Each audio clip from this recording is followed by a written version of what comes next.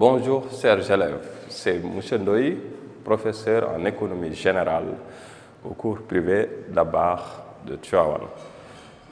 Nous sommes là aujourd'hui pour vous faire part d'un certain nombre d'éléments dans le cours portant sur aujourd'hui la balance des paiements, qui est une partie sur la mondialisation des échanges en terminale L2. Et voilà, depuis que cette maladie a gagné beaucoup de parties dans le monde et au Sénégal, donc voilà, on ne s'est pas encore vu, mais on a trouvé des moyens pour vous donner le cours de cette nature. Donc on va essayer un peu, en quelques minutes, de vous expliquer le principe de base de la balance des paiements, qui est une partie, comme je l'ai dit tout à l'heure, sur la mondialisation des échanges. Parce que chaque économie s'est insérée dans l'économie mondiale. Donc, elle nécessite un certain nombre de transactions, un certain nombre d'échanges. Et ces échanges-là sont articulés autour d'un certain nombre d'éléments qui sont à la fois des éléments commerciaux, des éléments financiers et des éléments monétaires.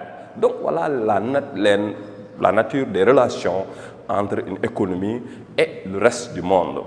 Maintenant, ces relations-là sont inscrites dans un document comptable qu'on appelle la balance des paiements. Donc, cette balance des paiements, c'est un document statistique qui enregistre l'ensemble des échanges d'une économie avec son extérieur, avec le reste du monde. Donc, il va falloir qu'on définisse certaines notions qu'on appelle balance. Balance signifie tout simplement un document qui enregistre les entrées et les sorties. Donc, pour essayer de donner, parfois on parle de solde.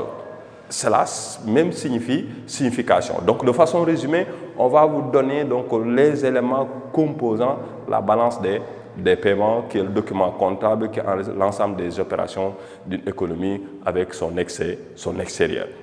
Donc, la balance des paiements, donc on va le dire comme par exemple, qui est très essentiel dans le programme de terminale. Donc, la balance des paiements, donc c'est ce que j'avais dit tout à l'heure, c'est le document comptable qui enregistre.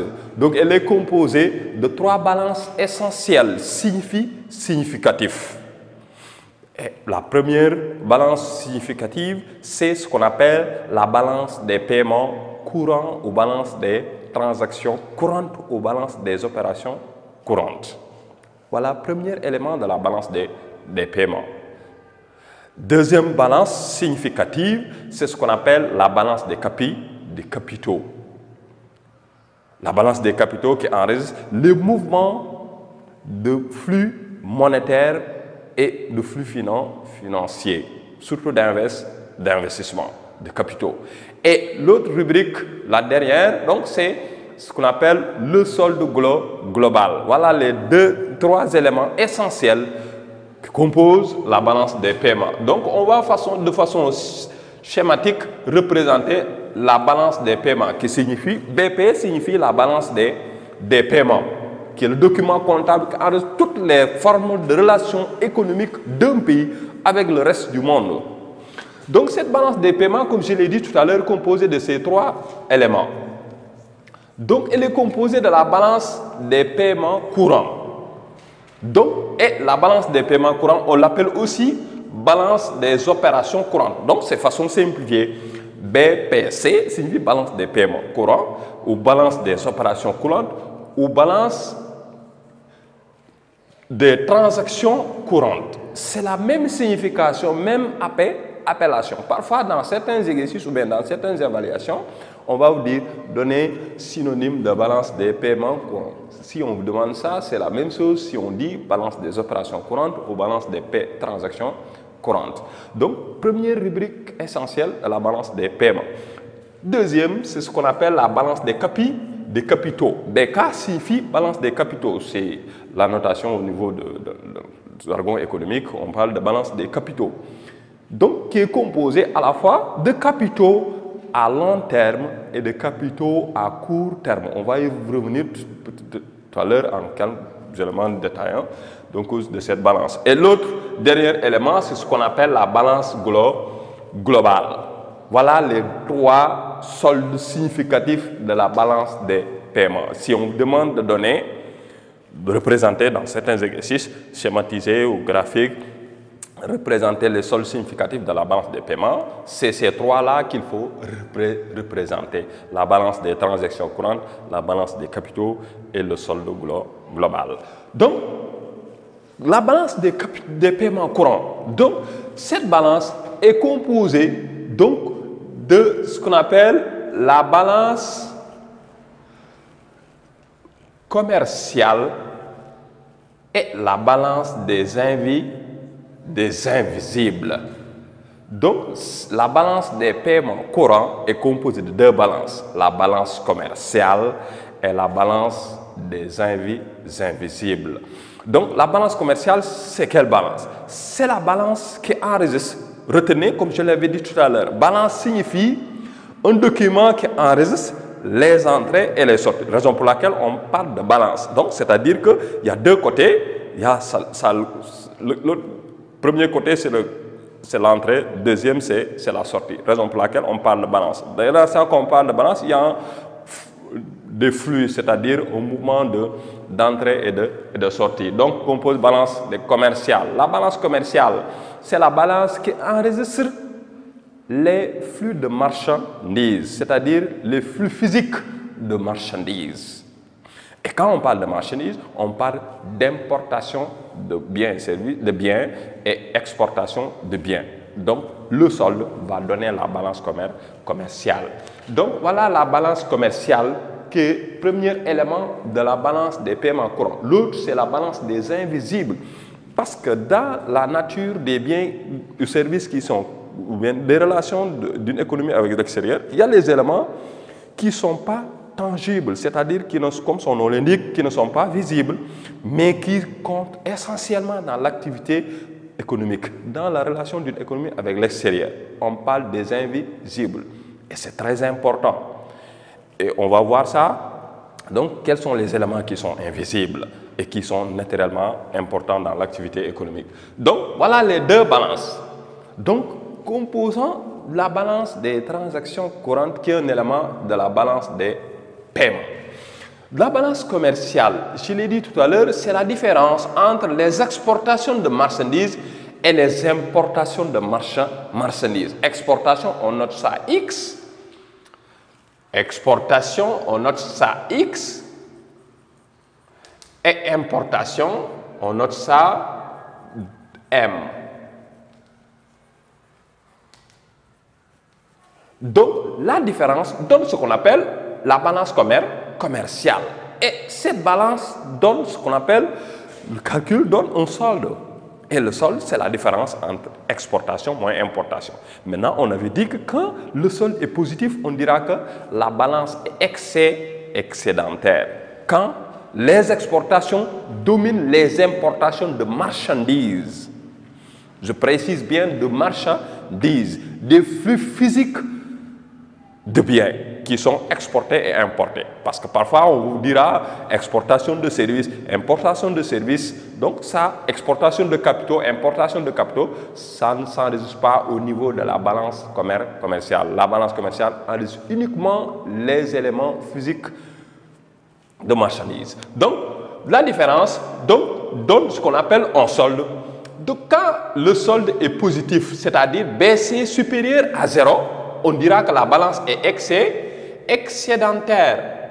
La balance est excédentaire.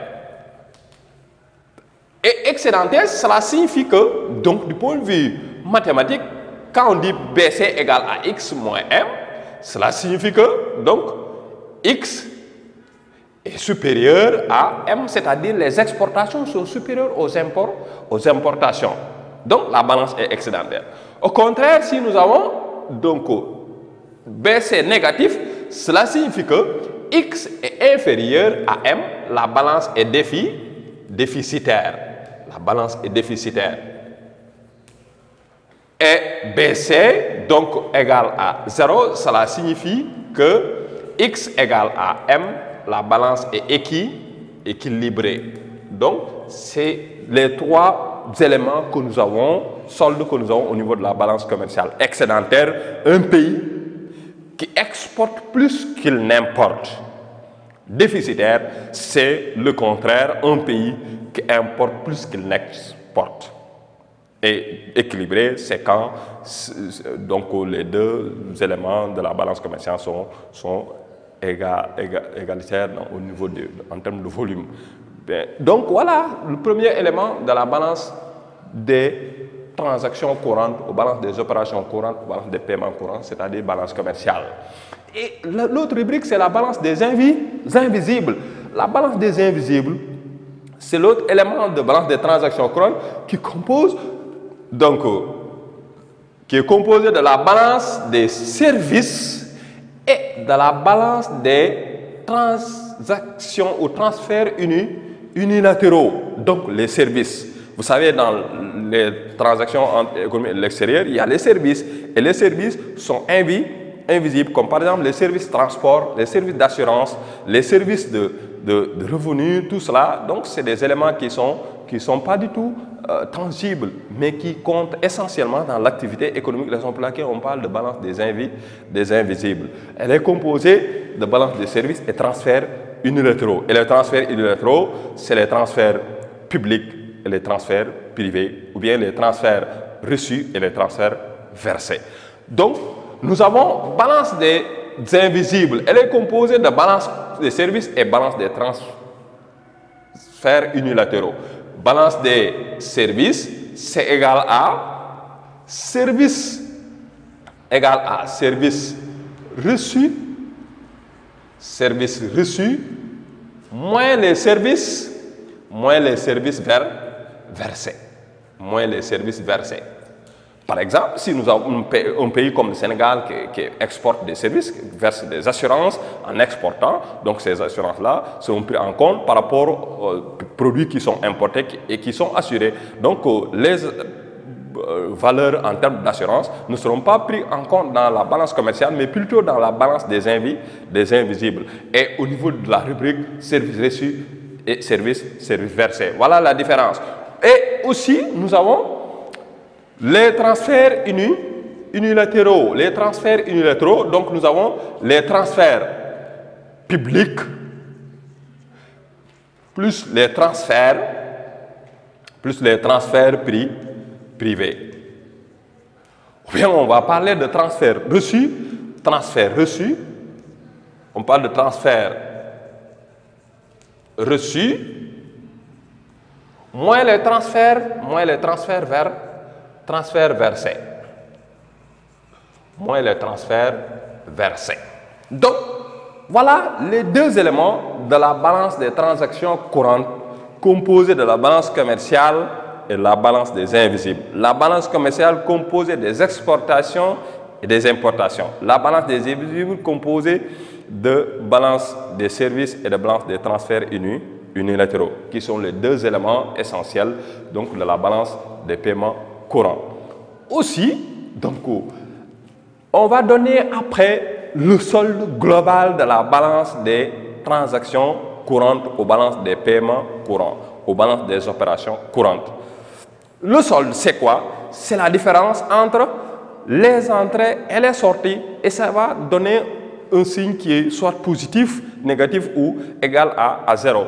Quand le solde de la balance des paiements courants ou transactions courantes, dès l'instant qu'on donne ça, donc quand on calcule, si c'est supérieur à 0, positif, cela révèle que la capacité d'un pays ou bien d'une économie de financement, c'est-à-dire que ce pays-là a un excédent d'épargne par rapport à son investissement. C'est un pays qui a une capacité de financement.